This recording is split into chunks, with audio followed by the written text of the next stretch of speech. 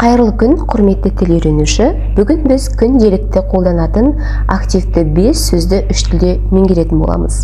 Кеттік. Бірінші сөз. Алғыс білдіру. Рахмет. Спасибо.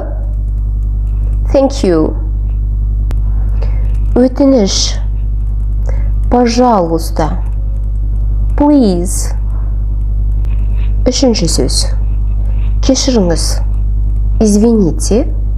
Excuse me. Төртінші сөз.